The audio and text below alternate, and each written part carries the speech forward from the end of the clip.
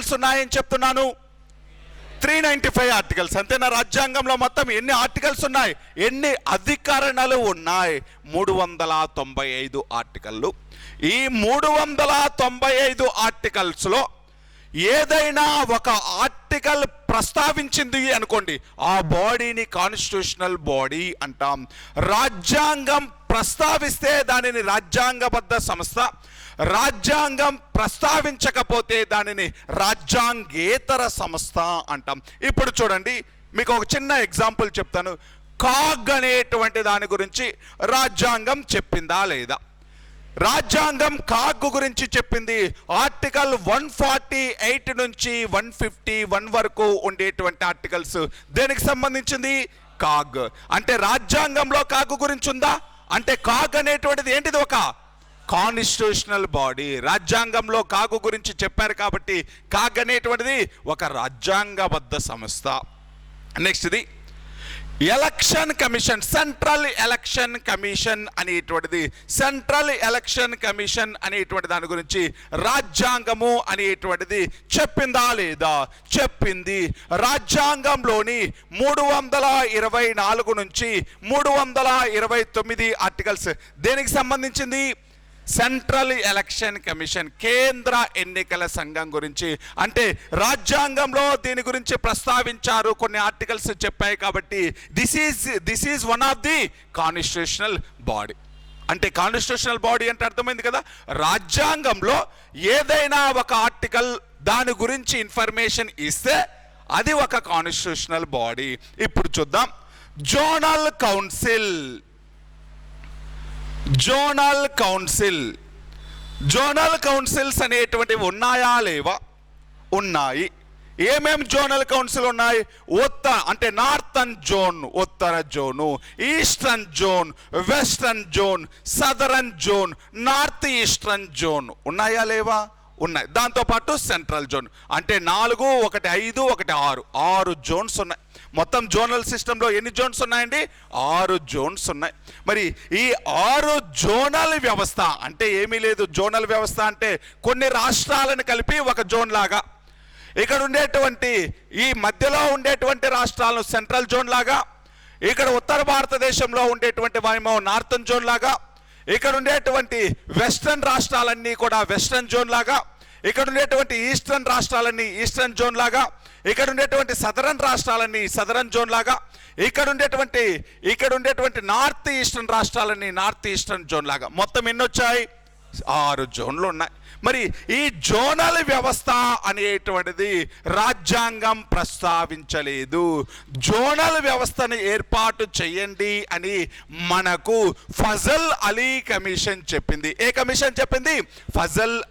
Fazal Ali commission అనేటువంటిది.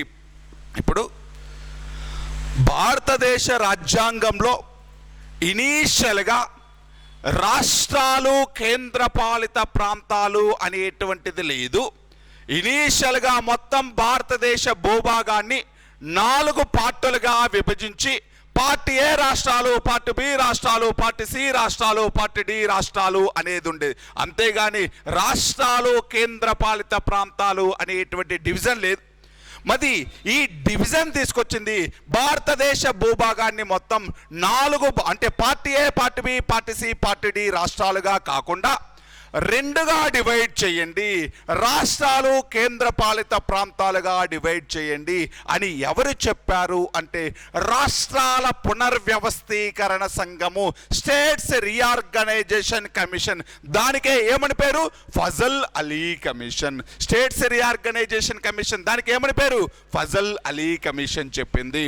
అంటే ప్రస్తుతం ఉన్నటువంటి రాష్ట్రాలు, కేంద్రపాలిత ప్రాంతాలు అనేటువంటి డివిజన్ ఎప్పుడు వచ్చింది, ఎప్పటి నుంచి వచ్చింది? 1956 నుంచి వచ్చింది. 1956లో చేసినటువంటి 7వ రాజ్యాంగ సవరణ చట్టం నుంచి వచ్చింది. ఎన్నో అమెండ్మెంట్ అంది? 7th amendment. మరి 1956 కంటే ముందు ఎలా ఉండేది భారతదేశం మొత్తం భూభాగాన్ని?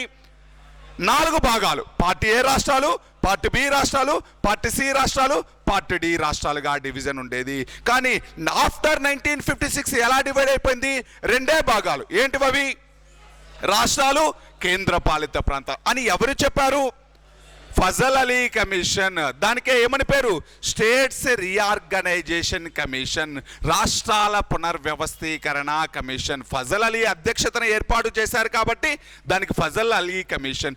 ఆ కమిషనే ఏం చెప్పింది అంటే ఇప్పుడు ఉండేటువంటి రాష్ట్రాలు కేంద్రపాలిత ప్రాంతాలతోటి జోనల్ వ్యవస్థను ఏర్పాటు చేయండి అని చెప్పింది. దానిని బేస్ చేసుకొని కేంద్ర ప్రభుత్వం చట్టం, అంటే కేంద్ర ప్రభుత్వం అనేటువంటిది ఒక చట్టం ద్వారా ఏర్పడింది. కేంద్ర ప్రభుత్వం ఒక చట్టం చేసింది, పార్లమెంటు చేసినటువంటి చట్టం ద్వారా ఏర్పడింది. ఏంటివి అంటే జోనల్ కౌన్సిల్. అంతేగాని రాజ్యాంగంలో ఏదైనా ఆర్టికల్ జోనల్ కౌన్సిల్ గురించి చెప్తుందా? చెప్పలేదు. Based on the recommendations of Fazal Ali commissions zonal councils was formed in 1956. అంటే 1956లో జోనల్ కౌన్సిల్ని ఏర్పాటు చేశారు. అంటే ఎవరి రికమెండేషన్స్ని బేస్ చేసుకొని? అంటే రాజ్యాంగం ఏమైనా చెప్పిందా? చెప్పలేదు. కాబట్టి జోనల్ కౌన్సిల్స్ అనేటువంటివి ఒక నాన్ కాన్స్టిట్యూషనల్ బాడీ. ఇప్పుడు చూడండి, నీతి ఆయోగ్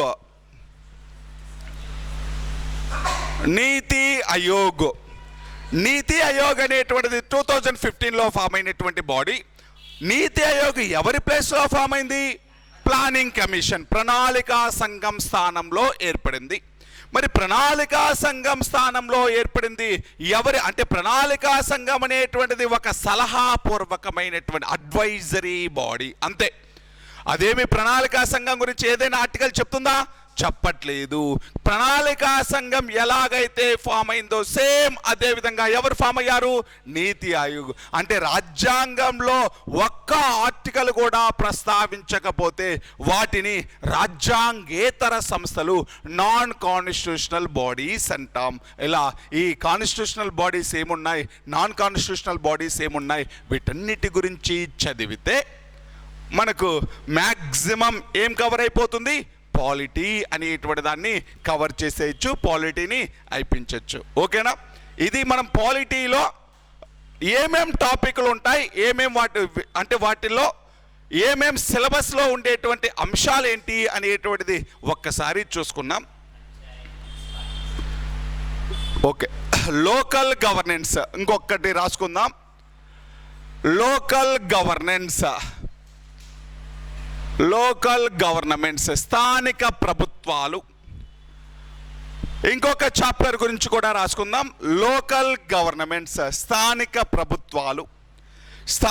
ప్రభుత్వాలు అంటే 73, 74 రాజ్యాంగ సవరణ చట్టాలు 73, 74 amends made in the year 1993. 1993లో పివి నరసింహారావు గారు ప్రధానమంత్రిగా ఉన్న సమయంలో చేసినటువంటి 73, 74 రాజ్యాంగ సవరణలు. 73వ రాజ్యాంగ సవరణ చట్టం అనేటువంటిది పంచాయతీలకు సంబంధించింది, పంచాయతీ రాజ్ వ్యవస్థకు సంబంధించింది. గ్రామ పంచాయతీలు, మండల పరిషత్తులు, జిల్లా పరిషత్తులకు సంబంధించింది. 74వ రాజ్యాంగ సవరణ చట్టం అనేటువంటిది మున్సిపాలిటీలకు సంబంధించినటువంటిది. అంటే కార్పొరేటర్లు, కౌన్సిలర్లు, వార్డు మెంబర్లు ఇటువంటి వాళ్ళకు సంబంధించింది ఈ 74వ రాజ్యాంగ సవరణ చట్టం. పంచాయతీలు మరియు మున్సిపాలిటీలు ఈ రెండిటిని స్థానిక ప్రభుత్వాలు అని పిలవడం జరుగుతుంది. ఆ స్థానిక ప్రభుత్వాల గురించి 73, 74 అమెండ్మెంట్స్ గురించి, అది కూడా one of the main important topic. మనకు సపరేట్గా అడుగుతాడు చూడండి, పాలిటీ సిలబస్లో 73, 74 అమెండ్మెంట్స్ అంటాడు అంతే. 73, 74 అమెండ్మెంట్స్ అంటే దేని గురించి చదవాలి? లోకల్ గవర్నమెంట్స్ గురించి చదవాలి, స్థానిక ప్రభుత్వాల గురించి చదవాలి, పంచాయతీరాజ్ వ్యవస్థ గురించి చదవాలి, మున్సిపాలిటీల గురించి చదవాలి. ఇలా వీటన్నిటి గురించి కవర్ చేస్తే మనకు పాలిటీ అనేటువంటి సబ్జెక్టు అయిపోతుంది. కొంచెము ఈజీగా ఉంటుంది, పెద్దగా కష్టపడాల్సినటువంటి పని లేదు. కాకపోతే ఎనలైటికల్గా పాలిటీ దగ్గర మనం చేయాల్సింది ఏంటి అంటే ఆలోచించుకుంటూ ఎనలైజ్ చేసుకుంటూ చదవాలి. ఇది సిలబస్కు సంబంధించినటువంటి ఒక ఐడియా. ఇంకా మనం సబ్జెక్ట్లోకి వెళ్ళిపోయి ఫస్ట్ చాప్టర్ హెడ్డింగ్ పెట్టేసుకుందాం. ఏంటంటే అది historical background.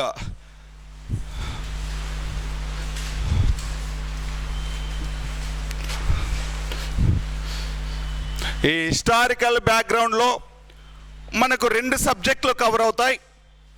Indian history cover అవుతుంది, దాంతోపాటు పాలిటీ కవర్ అవుతుంది. ఇండియన్ హిస్టరీలో భారతదేశానికి యూరోపియన్ల రాక అనేటువంటి చాప్టర్ తర్వాత, యూరోపియన్లు అందరూ వచ్చిన తర్వాత యూరోపియన్ల పైన ఎవరు డామినెన్స్ని క్రియేట్ చేసుకున్నారు? బ్రిటిష్ వాళ్ళు. అంతేనా? ఒకసారి వినండి, తర్వాత రాద్దాం. భారతదేశానికి యూరోపియన్స్ ఏ సంవత్సరం నుంచి రావడం స్టార్ట్ చేశారు? నేను మోడర్న్ డేస్ అండి, సీ రూట్ని ఐడెంటిఫై చేసిన తర్వాత 1498 మే 17వ తేదీ నుంచి రావడం స్టార్ట్ చేశారు.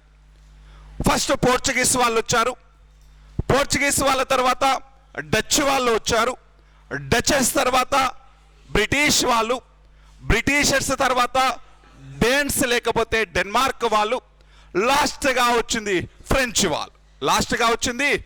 వాళ్ళు. మరి వీళ్ళందరూ వచ్చినప్పుడు, ఈ 5 యూరోపియన్ దేశాలు వచ్చినప్పుడు, ఈ 5 యూరోపియన్ దేశాల వాళ్ళని ఓడించి, ఈ మిగతా రిమైనింగ్ యూరోపియన్ దేశాలను ఓడించి డామినెన్స్ని ఏర్పాటు చేసుకొని భారతదేశంలో సుప్రీమసీ పొజిషన్లోకి వచ్చినటువంటి వాళ్ళు, భారతదేశంలో వ్యాపార పరిపాలనా పరమైన బాధ్యతలు చేపట్టినటువంటి వాళ్ళు బ్రిటిష్ వాళ్ళు. ఈ బ్రిటిష్ వాళ్ళు ఇనీషియల్గా వ్యాపారం చేసుకోవడం కోసం వచ్చి ఇక్కడ ఉండేటువంటి భారతీయ రాజులను ఓడించిన తర్వాత భారతదేశం యొక్క పరిపాలన కూడా చేపట్టడం జరిగింది. ఇనీషియల్గా వాళ్ళు పరిపాలించడానికి రాలేదు. దేనికోసం వచ్చారు? వ్యాపారం చేసుకున్నారు. ఎవరి యొక్క పర్మిషన్ తోటి? ఇండియన్ రూలర్స్ యొక్క పర్మిషన్ తోటి, భారతీయ రాజుల యొక్క పర్మిషన్ తోటి. ఇప్పుడు చూడండి, బ్రిటిష్ వాళ్ళు భారతదేశంలో వ్యాపార స్థావరాలను ఎవరి యొక్క పర్మిషన్ తోటి ఏర్పాటు చేసుకున్నారు? జహంగీర్ యొక్క పర్మిషన్ తోటి. అంటే భారతీయ రాజుల యొక్క అనుమతితోటే ఇక్కడ వ్యాపారం చేసుకోవడం స్టార్ట్ చేశారు. అలా భారతీయ రాజుల యొక్క అనుమతితోటి వ్యాపారం స్టార్ట్ చేసినటువంటి వాళ్ళు తర్వాత కాలంలో భారతీయ రాజులను ఓడించి వాళ్ళ ప్లేస్లో వీళ్ళే పవర్ని చేపట్టడం జరిగింది, వీళ్ళే అధికారం చేపట్టడం జరిగింది. అలా మొట్టమొదటిసారిగా బెంగాల్ ప్రాంతం నుంచి వాళ్ళు పరిపాలన చేపట్టడం జరిగింది. అదే ప్లాసీ యుద్ధము, బక్సార్ యుద్ధము అనేటువంటివి. అలా బెంగాల్ ప్రాంతం నుంచి అధికారం చేపట్టినటువంటి వాళ్ళు భారతదేశంలో, అంటే అలా అధికారం చేపట్టినటువంటి వాళ్ళు ఎవరు అంటే మనమందరము బ్రిటిష్ వాళ్ళు ఈ అధికారం చేపట్టారు అంటాం బెంగాల్ రాజులను ఓడించి. కానీ బ్రిటిష్ ప్రభుత్వం కాదు, ఒక కంపెనీ వ్యాపారం చేసుకోవడం కోసం వచ్చినటువంటి ఈస్ట్ ఇండియా కంపెనీ, ఒక కంపెనీ అధికారంలోకి వచ్చింది. అంటే బ్రిటిష్ రాజు లేకపోతే బ్రిటిష్ ప్రధానమంత్రి పరిపాలించాల. ఎవరు పరిపాలించారు? ఈస్ట్ ఇండియా కంపెనీ పరిపాలించింది. మరి ఈ ఈస్ట్ ఇండియా కంపెనీ యొక్క పవర్స్ని కంట్రోల్ చేస్తూ, ఈస్ట్ ఇండియా కంపెనీ యొక్క అధికారాలను క్రమబద్ధం చేస్తూ ఎలా పరిపాలించాలి మీరు అని ఈ ఈస్ట్ ఇండియా కంపెనీకి గైడ్ లైన్స్ ఇస్తూ, ఈస్ట్ ఇండియా కంపెనీకి సలహాలు ఇస్తూ, ఈస్ట్ ఇండియా కంపెనీకి కొన్ని రెగ్యులేషన్స్ ఫ్రేమ్ చేస్తూ చట్టాలు చేసింది ఎవరు అంటే బ్రిటిష్ పార్లమెంట్. ఎవరండి? British parliament. ఆ బ్రిటిష్ పార్లమెంట్ చేసినటువంటి చట్టాలన్నీ కూడా మనం ఎక్కడ చదవాలి అంటే ఇండియన్ హిస్టరీలో, మోడర్న్ ఇండియన్ హిస్టరీలో చదవాలి, అలాగే పాలిటీలో కూడా చదవాలి. అందుకని ఎక్కడో ఒక చోట మనం చదువుకుంటే సరిపోతుంది. అందుకని ఇక్కడే చెప్పేస్తాం, టోటల్ యాక్ట్స్ గురించి ఇక్కడే నేర్చుకుందాం. భారత అంటే రాజ్యాంగ అభివృద్ధి క్రమము, హిస్టారికల్ బ్యాక్గ్రౌండ్ అనేటువంటి దాని గురించే నేర్చుకుందాం. ఇది నేర్చుకునే ముందు ఒక 3 పదాలకి ఒక 3 స్టేట్మెంట్లు ఉంటాయి. ఆ 3 స్టేట్మెంట్లకి, ఆ 3 టర్మినాలజీకి మీనింగ్స్ ఏంటి అనేటువంటి ఒకసారి నేర్చుకుందాం. ఫస్ట్ మనకి ఎప్పుడూ వచ్చేటువంటి టర్మినాలజీ అండి, ఆ 3 టర్మ్స్లో ఫస్ట్ది ఏ టర్మ్ అంటే rigid constitution, flexible constitution. Rigid constitution, flexible constitution. దృఢ రాజ్యాంగము, అదృఢ రాజ్యాంగము. రిజిడ్ కాన్స్టిట్యూషన్ అంటే దృఢ రాజ్యాంగము. అదే ఫ్లెక్సిబుల్ కాన్స్టిట్యూషన్ అంటే అదృఢ రాజ్యాంగము. దృఢ రాజ్యాంగము అంటే ఏంటి, అదృఢ రాజ్యాంగం అంటే ఏంటి? నేను ఇంకా సబ్జెక్ట్లోకి వెళ్ళట్లేదు, జస్ట్ 3 టర్మ్స్కి మీనింగ్ చెప్తున్నాను అంతే. ఫ్లెక్సిబుల్ కాన్స్టిట్యూషన్, దాంతోపాటు రిజిడ్ కాన్స్టిట్యూషన్. ఒకసారి రిజిడ్ అంటేనే తెలుసు, దృఢ అంటే గట్టిగా ఉండేటువంటిది, స్ట్రాంగ్ అని అర్థం. అంటే ఏదైనా ఒక కాన్స్టిట్యూషన్ని సవరించాలి అంటే చాలా కష్టంతో కూడుకున్నటువంటి పని అయితే దానిని రిజిడ్ కాన్స్టిట్యూషన్ అనడం జరుగుతుంది. అంటే it is very difficult to amend constitution. అంటే రాజ్యాంగాన్ని సవరించాలి అంటే ఒక స్పెషల్ మెజారిటీ అవసరమైతే, ప్రత్యేక మెజారిటీ అవసరమైతే దానిని ఏమని పిలుస్తాం, అటువంటి రాజ్యాంగాన్ని ఏమని పిలుస్తాం, రిజిడ్ కాన్స్టిట్యూషన్. అర్థమవుతుందా లేదా? రిజిడ్ కాన్స్టిట్యూషన్ అంటే అర్థం ఏంటండి? రిజిడ్ కాన్స్టిట్యూషన్ అంటే to amend the constitution need special majority. అంటే ఏదైనా ఒక రాజ్యాంగాన్ని సవరించాలి అంటే special majority means 2/3 majority. Special majority అంటే ఎంత అండి? 2/3. అంటే మొత్తము 3 వ్యక్తులు ఉంటే దానిలో ఎంతమంది ఆమోదించాలి? 2 వ్యక్తులు ఆమోదించాలి. అంటే రాజ్యాంగాన్ని సవరించడం అనేటువంటిది కొంచెం కష్టంతో కూడుకున్న పని అయితే అటువంటి రాజ్యాంగాన్ని దృఢ రాజ్యాంగము అంటాం. ప్రపంచంలోనే అత్యంత దృఢ రాజ్యాంగం, ప్రపంచంలోనే more rigid constitution American constitution. ప్రపంచంలో అత్యంత దృఢ రాజ్యాంగం ఏ రాజ్యాంగం అండి? అమెరికన్ కాన్స్టిట్యూషన్ అనేటువంటిది. ప్రపంచంలోనే అత్యంత దృఢ రాజ్యాంగం ఏంటి అంటే అమెరికన్ కాన్స్టిట్యూషన్ అనేటువంటిది. చాలా పెద్ద చాలా బాగా కష్టమైంది. ఎలా కష్టమైంది అంటే చూడండి, ఏదైనా ఇప్పుడు అమెరికా రాజ్యాంగంలో ఉండేటువంటి అంశాన్ని సవరించాలి అంటే యాక్చువల్గా 2/3 మెజారిటీ, అంటే కేంద్రంలో ఉండేటువంటి 2/3 మెజారిటీతో పాటు 3/4 వంతు రాష్ట్రాలు కూడా ఆమోదించాలి దానిని. అంటే ఇప్పుడు అమెరికా అనేటువంటిది సమాఖ్య లాంటిది. అంటే అమెరికా అనేటువంటిది ఒక ఫెడరేషన్. జస్ట్ మీరేమి రాసుకోవద్దు, నా వైపు చూడండి, కొంచెము ఎక్స్ప్లెనేషన్ లాంటిది ఇస్తున్నాను. అమెరికా అంటే ఏమని చెప్తున్నాను? ఒక ఫెడరేషన్, అమెరికన్ ఫెడరేషన్, అమెరికా సంయుక్త రాష్ట్రాలు. అంటే అమెరికాలో మొత్తం 50 రాష్ట్రాలు ఉన్నాయి. మొత్తం అమెరికాలో ఎన్ని ఉన్నాయండి స్టేట్స్? 50. ఇప్పుడు అమెరికన్ ఫెడరేషన్ అంటే ఇక్కడ కేంద్రం ఉంటుంది, దానితో పాటు ఏముంటున్నాయి? రాష్ట్రాలు అనేటువంటి ఉన్నాయి. సెంట్రల్ ఉంటుంది, సెంట్రల్ గవర్నమెంట్ ఉంటుంది, స్టేట్ గవర్నమెంట్ ఉంటుంది, సెంట్రల్ గవర్నమెంట్ ఉంటుంది, స్టేట్ గవర్నమెంట్ ఉంటుంది. ఇప్పుడు రాజ్యాంగంలో ఏదైనా అంశాన్ని సవరించాలి అంటే, అమెండ్ చెయ్యాలి అంటే ఇక్కడ కేంద్రంలో అంటే సెంట్రల్ గవర్నమెంట్లో ఉండేటువంటి ఎంతమంది ఆమోదించాలి? 2/3 మెంబర్స్ ఆలోచించాలి. అదేవిధంగా 50 రాష్ట్రాలలో ఎన్ని రాష్ట్రాలు ఆమోదించాలి? 3/4 రాష్ట్రాలు అనేటువంటిది ఆమోదించాలి. అప్పుడు మాత్రమే ఒక అంశాన్ని సవరించవచ్చు. ఇది చాలా కష్టంతో కూడుకున్నటువంటి పని. అందుకే ఈ వరల్డ్లో మోస్ట్ రిజిడ్ కాన్స్టిట్యూషన్ లాగా, అత్యంత దృఢ రాజ్యం లాగా ఏ రాజ్యాంగాన్ని చెప్తాం? American constitution. ఇప్పుడు చెప్పండి, రిజిడ్ కాన్స్టిట్యూషన్ అంటే అస్సలు సవరించలేమా లేకపోతే సవరించగలమా? అమెండ్ చేయగలమా లేదా? చేయొచ్చు.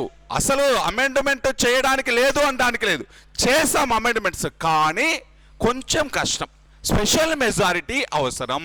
అర్థమవుతుందని నేను చెప్పేది? రిజిడ్ కాన్స్టిట్యూషన్ అంటే అమెండ్మెంట్స్ చేయొచ్చు కానీ స్పెషల్ మెజారిటీ అవసరం. Special majority means 2/3 majority. అటువంటి కాన్స్టిట్యూషన్ ఏమని పిలుస్తాం? Rigid constitution. ఎగ్జాంపుల్ ఏ దేశాన్ని చెప్తున్నాను? అమెరికన్ కాన్స్టిట్యూషన్ చెప్తున్నాను. నెక్స్ట్ రండి, ఫ్లెక్సిబుల్ కాన్స్టిట్యూషన్. నేను జస్ట్ మీనింగ్సే చెప్తున్నాను, నేను ఇంకా లోపలికి వెళ్ళలేదు. మీనింగ్స్ అసలు మన రాజ్యాంగం ఎటువంటిది అని తెలుసుకోవడం కోసం చెప్తున్నాను. ఓకేనా? Next flexible constitution. Flexible constitution అంటే అదృఢ రాజ్యాంగం, దానికి ఆపోజిటేగా. అంటే రాజ్యాంగాన్ని సవరించడానికి సాధారణ మెజారిటీ సరిపోతుంది.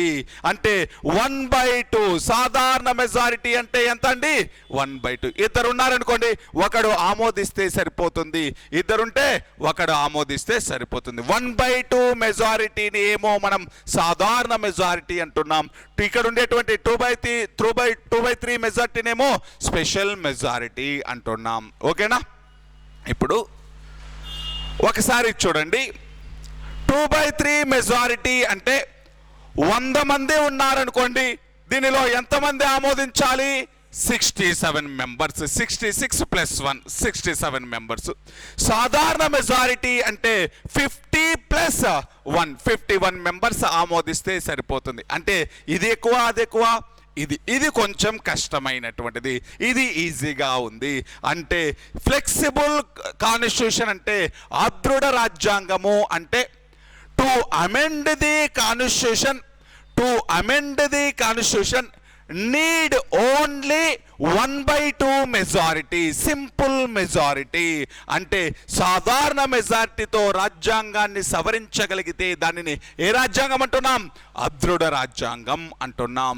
The best example for flexible constitution is British constitution. ఏ రాజ్యాంగం అండి? బ్రిటన్ యొక్క రాజ్యాంగాన్ని ఏమని పిలుస్తాం? Flexible constitution. బ్రిటన్ రాజ్యాంగాన్ని ఏమంటాం? Flexible constitution. More flexible constitution in world. ప్రపంచంలోనే అత్యంత అదృఢ రాజ్యాంగం ఎవరిది? బ్రిటన్. అత్యంత దృఢ రాజ్యాంగం ఎవరిది? అమెరికా. చూద్దాం బ్రిటిష్ వాళ్ళ గురించి. అసలు ఇలా ఫ్లెక్సిబుల్ అంటున్నాం, అసలు ఏం చేస్తారు? ఇక్కడ కాన్స్టిట్యూషన్కి అమెండ్మెంట్ చేయాలి అంటే ఏం చేస్తారు? ఇప్పుడు బ్రిటిష్ వాళ్ళకి ఒక రాజ్యాంగం అనేటువంటిది ఉంటుంది, కాకపోతే ఆ రాజ్యాంగం అనేటువంటిది ఫిక్స్డ్ కాదు. ఆ రాజ్యాంగం అనేటువంటిది ఫిక్స్డ్ కాదు. ఇప్పుడు మనకంటే మన రాజ్యాంగంలో ఎన్ని ఆర్టికల్స్ ఉన్నాయని చెప్తాం? 395 ఆర్టికల్స్ ఉన్నాయి, 12 షెడ్యూల్స్ ఉన్నాయి, 25 పార్ట్స్ ఉన్నాయి. ఇది మనం చెప్తాం. వీళ్ళు ఏంటి అంటే బ్రిటిష్ కాన్స్టిట్యూషన్ అనేటువంటిది ఫ్లెక్సిబుల్ కాన్స్టిట్యూషన్. ఇక్కడ ఉండేటువంటి అంశాలను ఎలా సవరించవచ్చు అంటే పార్లమెంట్ అనేటువంటిది ఒక సాధారణ చట్టం చేసిన విధంగా రాజ్యాంగాన్ని మార్చవచ్చు. పార్లమెంట్ అనేటువంటిది, ఇప్పుడు చిన్నది ఎగ్జాంపుల్ చెప్తాను. పార్లమెంట్ ఒక చట్టం చేసిందండి, ఆ చట్టం అనేటువంటిది రాజ్యాంగానికి యాడ్ అవుతుంది. పార్లమెంట్ ఒక అంశాన్ని ఇంకొక అంశాన్ని తీసేసిందండి, అది రాజ్యాంగంలో నుంచి తీసేయడం జరుగుతుంది.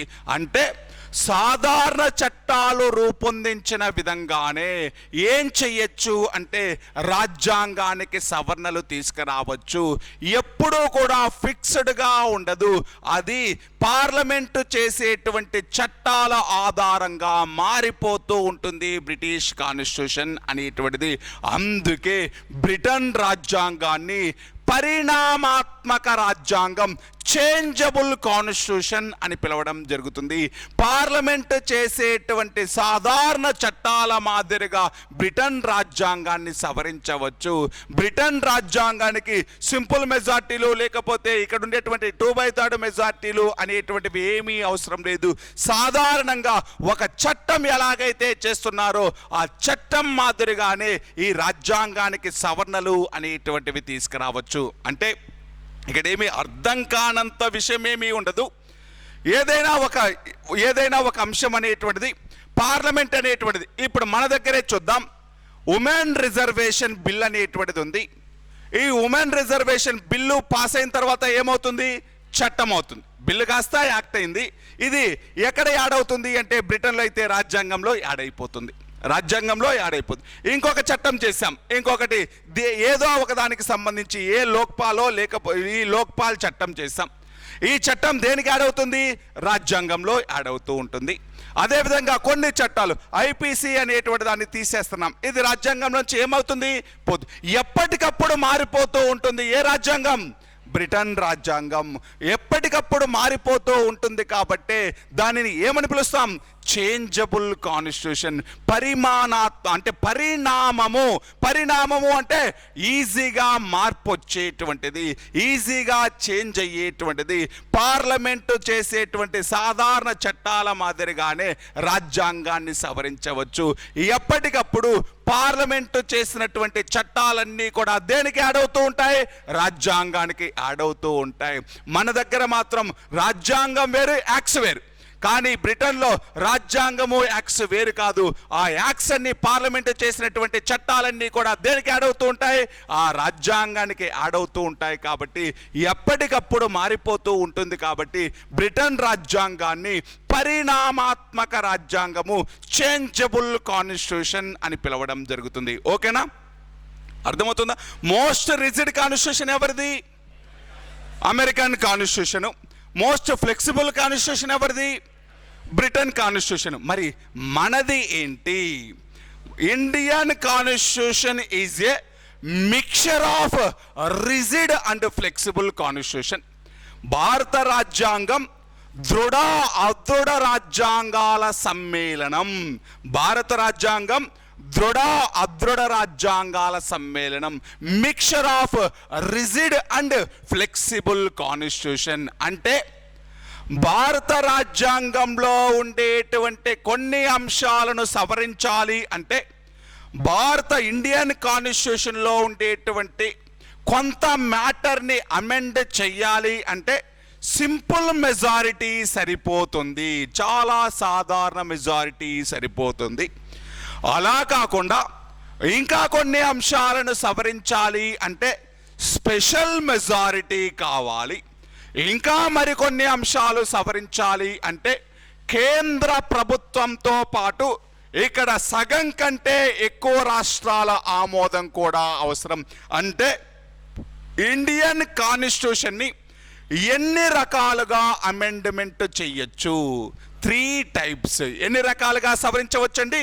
3 రకాలుగా సవరించవచ్చు. అవి ఏంటి? By simple majority. సాధారణ మెజారిటీ అంటే ఎంత? 1/2 + 1. 1/2 + 1. బై సింపుల్ మెజారిటీ తోటి కొన్ని అంశాలను సవరించవచ్చు. ఇప్పుడు బై సింపుల్ మెజారిటీ అంటే రాష్ట్రపతి జీతము, గవర్నర్ జీతము, రాష్ట్రపతి గవర్నర్ల యొక్క జీతము, దానితో పాటు పార్లమెంటు సభ్యులకు కల్పించినటువంటి హక్కులేంటి, పార్లమెంట్ యొక్క ప్రొసీజర్ నడిచేటువంటి విధానం ఏంటి, లోక్సభ స్పీకర్కు జీతము, లోక్సభ డిప్యూటీ స్పీకర్కు జీతము, ఇటువంటి అంశాలన్నీ కూడా సింపుల్ మెజార్టీ. నేను మళ్ళీ చెప్తాను, అమెండ్మెంట్ అప్పుడు సింపుల్ మెజార్టీ తోటి సవరించడం జరుగుతుంది.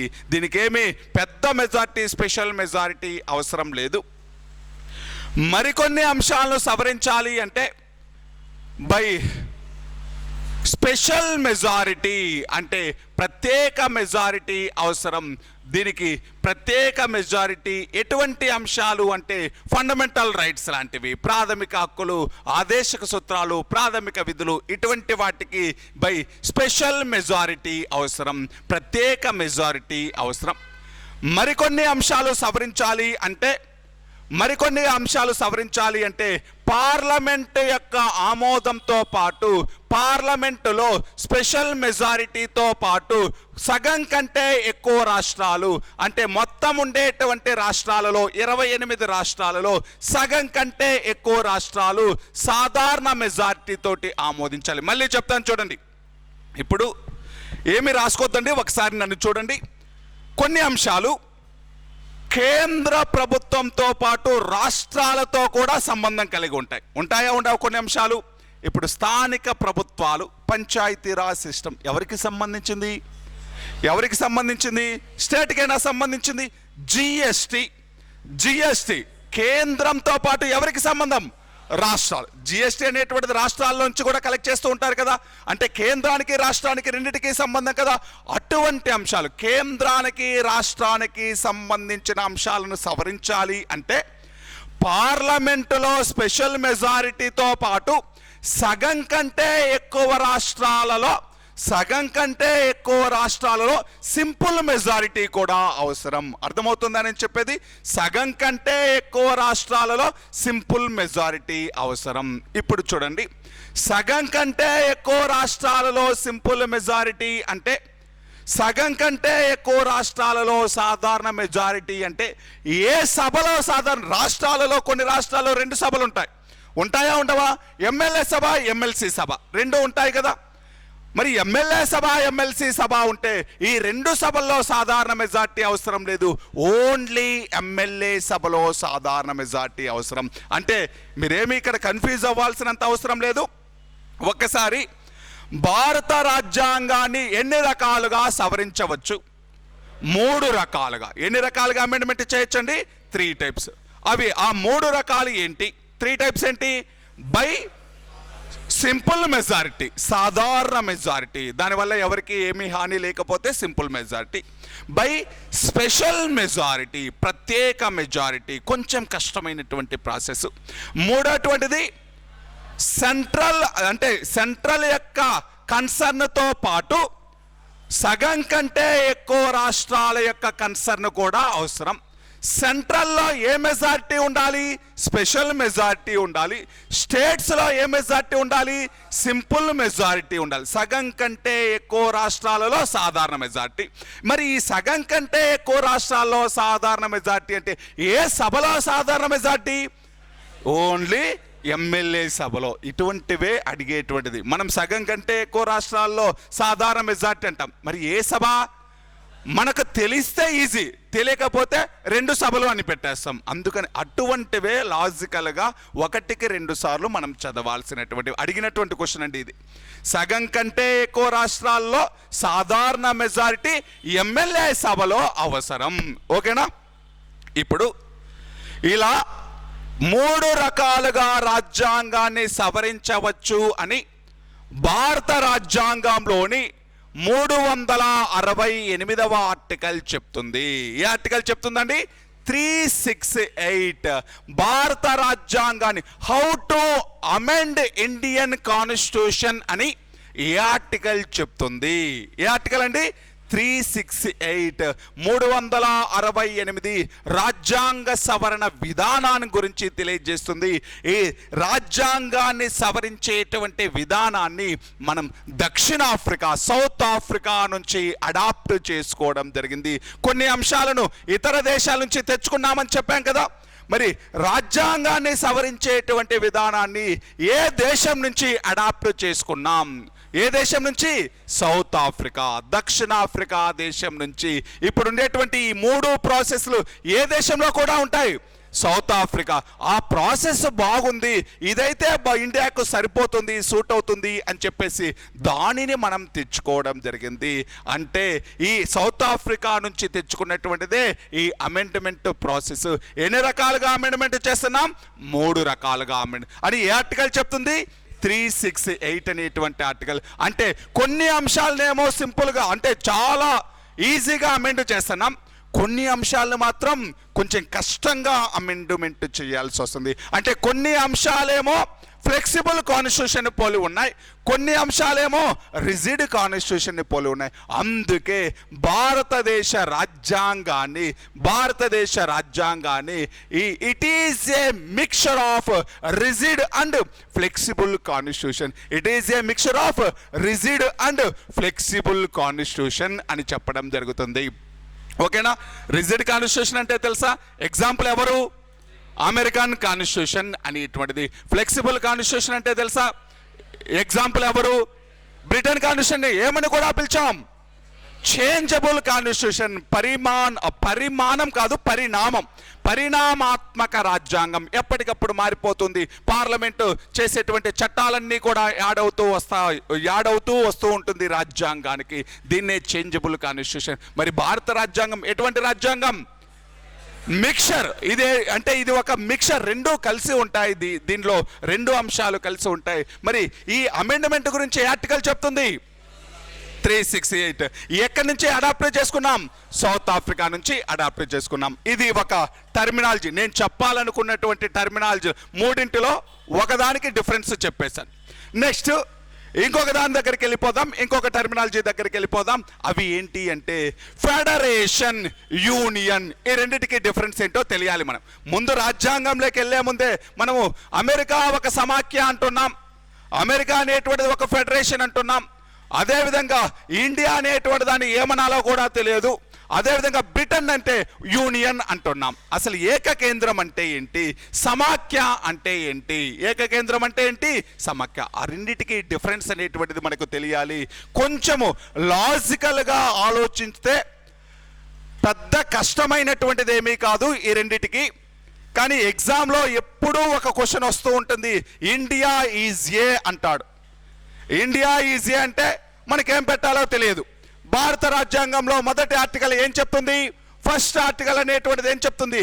India means Bharat, it is A union of states అంటుంది. ఏమంటుందండి? ఇండియా మీన్స్ భారత్ అంటే అఫీషియల్గా రాజ్యాంగం ప్రకారం భారతదేశానికి ఎన్ని పేర్లు? రెండే. ఏంటివి? ఇండియా మీన్స్ భారత్ అంటే భారత్, ఇండియా రెండే పేర్లు. ఇంకా మిగతావన్నీ జంబూ ద్వీపము, భరతఖండము, భరతవర్షము, ఇవన్నీ అసలు కాన్స్టిట్యూషన్లో లేనటువంటి పేర్లు. కాన్స్టిట్యూషన్ ప్రకారం ఎన్ని పేర్లు ఉన్నాయి? రెండు. ఏంటివి? India means Bharat, it is A union of states, రాష్ట్రాల అంటే రాష్ట్రాల యూనియన్, ఇట్ ఈజ్ ఏ రాష్ట్రాల యూనియన్ అని ఉంటుంది. ఒక్కసారి దానికి సంబంధించిన డిఫరెన్స్ ఏంటి, అసలు యూనియన్ అంటే ఏంటి, లేకపోతే ఫెడరేషన్ అంటే ఏంటి, భారతదేశం ఏ కేటగిరీ కిందకు వస్తుంది, అది కూడా ఒకసారి చూద్దాం. ఫస్ట్ ఫెడరేషన్ అంటే ఏంటో చూద్దాం. సమాఖ్య. ఫెడరేషన్ అంటే ఇంతకుముందు అమెరికా గురించే, అంటే ప్రపంచంలో ఒక మంచి సమాఖ్యకు ఉండవలసినటువంటి లక్షణాలన్నీ కూడా అమెరికన్ ఫెడరేషన్కి ఉన్నాయి. కాబట్టి దాన్నే ఎగ్జాంపుల్గా తీసుకుందాం. అమెరికాలో ఏముందని చెప్పాను? సెంట్రల్ గవర్నమెంట్ ఉంది, ఉందా లేదా? దానితో పాటు ఎన్ని రాష్ట్రాలు ఉన్నాయని చెప్పాను? 50 రాష్ట్రాలు ఉన్నాయి. అంటే అమెరికన్ ఫ్లాగ్లో 50 అంటే 50 జెండాలు ఉంటాయి, 50 స్టార్స్ ఉంటాయి. అమెరికన్ ఫ్లాగ్లో మొత్తం 50 స్టార్స్ ఉంటాయి. ఒక్కొక్క స్టారు ఒక్కొక్క రాష్ట్రానికి సింబల్. ఒక్కొక్క స్టారు ఒక రాష్ట్రానికి సింబల్. అంటే మొత్తం 50 రాష్ట్రాలు, ప్రతి 50 రాష్ట్ర ప్రభుత్వాలు ఉన్నాయి. దీన్నంతటినీ హోల్డ్ చేస్తూ ఒక కేంద్ర ప్రభుత్వం ఉంది. ఇప్పుడు కేంద్రం యొక్క పవర్సు, రాష్ట్రాల యొక్క పవర్సు కంప్లీట్గా అంటే కంప్లీట్గా నిర్వచించబడితే, అంటే కేంద్రానికి నీ యొక్క పవర్స్ ఒక 50 ఉన్నాయి, నీకు ఈ 50 పవర్స్ పైనే నువ్వు నిర్ణయం తీసుకోవచ్చు. అదేవిధంగా రాష్ట్రాల యొక్క అధికారాలు ఒక 70 ఉన్నాయి, రాష్ట్రాలు ఈ 70 అంశాలపైనే నిర్ణయం తీసుకోవచ్చు. అంటే సమాఖ్య అంటే ఏంటి అంటే కేంద్ర రాష్ట్ర ప్రభుత్వాల మధ్య అధికార విభజన జరిగితే దానిని సమాఖ్య అని పిలవడం జరుగుతుంది. Distribution of powers in between centre and state. కేంద్ర రాష్ట్ర ప్రభుత్వాల మధ్య అధికార విభజన జరిగితే దాన్ని ఏమని పిలుస్తాం? సమాఖ్య. Distribution of powers in between centre and state, దీనినే ఫెడరేషన్ అని పిలుస్తాం. ఇప్పుడు కేంద్ర రాష్ట్ర ప్రభుత్వాల మధ్య అధికార విభజన అంటే కేంద్రం కొన్ని పనులు, అంటే కేంద్రానికి ఈ పనులు మాత్రమే ఉన్నాయి, రాష్ట్ర ప్రభుత్వాలకు ఈ పనులు మాత్రమే ఉన్నాయి. అంటే కేంద్ర రాష్ట్ర ప్రభుత్వాల మధ్య అధికార విభజన జరిగితే దానిని ఫెడరేషన్ అని పిలవడం జరుగుతుంది. అంటే కేంద్రం వేరు, రాష్ట్రాలు వేరు, ఎవరి పవర్స్ వాళ్ళకు డిఫరెంట్గా ఉంటే దానిని ఫెడరేషన్ అని పిలుస్తాం. అంతవరకు జస్ట్ అలా ఉండండి. Next union. లాస్ట్ అన్నీ ఒకసారి చెప్తే మీకు ఈజీగా అర్థమైపోయింది. యూనియన్, ఏకకేంద్రం. ఏకకేంద్రం అంటేనే తెలుస్తుంది. ఇక్కడ పవర్ సెంటర్స్ ఎన్ని ఉంటాయి? ఒకటే ఉంటుంది. ఇంతకుముందు పవర్ సెంటర్స్ ఎన్ని? 2. ఏంటి అవి? State government, central government. ఇక్కడ మాత్రం పవర్స్ ఎన్ని ఉన్నాయి? పవర్ సెంటర్స్ ఒకటే. అది కేంద్ర ప్రభుత్వమే. అది ఏ ప్రభుత్వం అండి? Central government. యూనియన్ అంటే పవర్స్ అన్నీ కూడా సెంట్రలైజేషన్ ఆఫ్ పవర్స్. అంటే డీసెంట్రలైజేషన్ ఆఫ్ పవర్స్ అయితే అధికార వికేంద్రీకరణ జరిగింది అనుకోండి. కేంద్రానికి రాష్ట్రాలకి మధ్య అధికార వికేంద్రీకరణ జరిగితే సమాఖ్య. కేంద్రము రాష్ట్రము లేకుండా అధికారాలన్నీ ఒకరి దగ్గరే కేంద్రీకరించబడితే సెంట్రలైజేషన్ ఆఫ్ పవర్స్ని ఏమంటాం? ఏకకేంద్రము. ఏకకేంద్రము, సింగిల్ పవర్ సెంటర్. అధికారాలన్నీ ఒకరి దగ్గరే ఉంటే దానిని ఏకకేంద్రము అన్నాం. అధికార విభజన జరిగి కేంద్రానికి రాష్ట్రాలకి మధ్య పంచబడితే దానిని ఫెడరేషన్ అని పిలవడం జరుగుతుంది. ఓకేనా? అధికార విభజన, డీసెంట్రలైజేషన్ అంటే ఫెడరేషన్, సెంట్రలైజేషన్ అంటే యూనియన్. సెంట్రలైజేషన్ అంటే యూనియన్. ఇప్పుడు ఒకసారి భారతదేశం దగ్గరికి కూడా వద్దాం.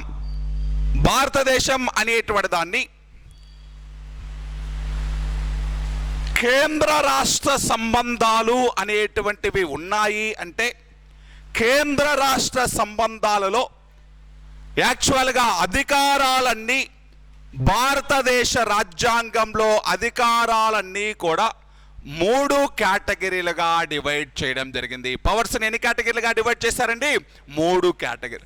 అవి ఫస్ట్ది యూనియన్ లిస్ట్, కేంద్ర జాబితా. అంటే ఎన్ని లిస్టులుగా డివైడ్ చేశారండి? 3. ఫస్ట్ లిస్ట్ ఏంటి? కేంద్ర జాబితా, యూనియన్ లిస్ట్. కేంద్ర జాబితా, యూనియన్ లిస్ట్. రెండోది స్టేట్ లిస్ట్, రాష్ట్ర జాబితా. మూడోది కాంకరెంట్ లిస్ట్, ఉమ్మడి జాబితా. కాంకరెంట్ లిస్ట్ అంటే ఉమ్మడి జాబితా. ఇప్పుడు చూద్దాం. కేంద్ర జాబితా, రాష్ట్ర జాబితా, ఉమ్మడి జాబితా. కేంద్ర జాబితా, రాష్ట్ర జాబితా, ఉమ్మడి జాబితా. అంటే కేంద్రానికి కొన్ని యాక్చువల్గా కేంద్రము అనేటువంటి దానికి ప్రజెంట్ 98, ప్రజెంట్ ఎన్ని ఉన్నాయండి? 98 అంశాలపైన చట్టం చేసే అధికారం ఎవరికి ఉంటుంది? కేంద్ర ప్రభుత్వానికి. రాష్ట్ర జాబితా 59 అంశాలు.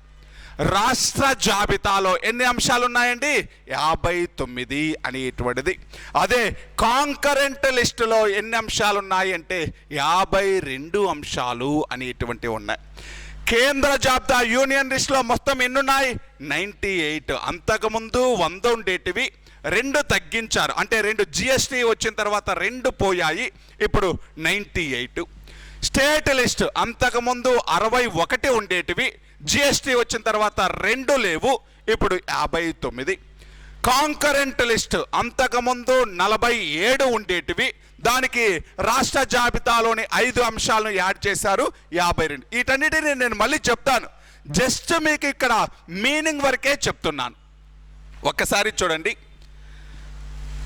సమాఖ్య అంటే ఏంటి? ఫెడరేషన్ అంటే ఏంటి? కేంద్ర రాష్ట్ర ప్రభుత్వాల మధ్య అధికార విభజన జరిగితే సమాఖ్య అంటున్నాం. సమాఖ్య కంప్లీట్ ఫెడరేషన్కి ఎగ్జాంపుల్ ఏంటి? అమెరికా. కంప్లీట్ ఫెడరేషన్కి ఒక పూర్తి స్థాయి సమాఖ్యకు ఎగ్జాంపుల్ ఏంటి? అమెరికా. అలా కాకుండా ఏకకేంద్రం అంటే ఏంటి? ఏకకేంద్రం అంటే ఏంటి? Centralisation of powers. అధికారాలన్నీ ఒకరి దగ్గరే ఉంటే దానిని ఏమంటాం? ఏకకేంద్రం అంటాం. ఏకకేంద్రానికి ఎగ్జాంపుల్ ఏంటి? బ్రిటన్. ఏకకేంద్రానికి ఎగ్జాంపుల్ ఏంటండి? బ్రిటన్ అనేటువంటిది. మరి ఇప్పుడు భారతదేశం దగ్గరికి వద్దాం. భారతదేశంలో అధికారాలని, పవర్స్ని ఎన్ని కేటగిరీస్ కింద డివైడ్ చేశారు? 3 కేటగిరీస్ కింద డివైడ్ చేశారు. ఏంటి ఆ 3 కేటగిరీస్ ఏంటి?